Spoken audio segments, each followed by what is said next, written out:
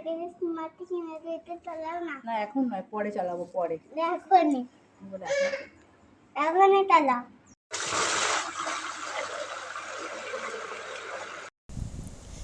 রথের মেলা থেকে এই স্টিমারটা কিনেছিলাম, ছেলে আবদার করলো, তাই আবার আজকে চালাতে শুরু করলাম। প্রথমে তুলো নিয়ে তাকে সলদে বানিয়ে তেল দিয়ে আবার দেশলাই কাঠি দিয়ে জ্বালালাম, জ্বালিয়ে এবার ওই স্টিমারেতে দেব।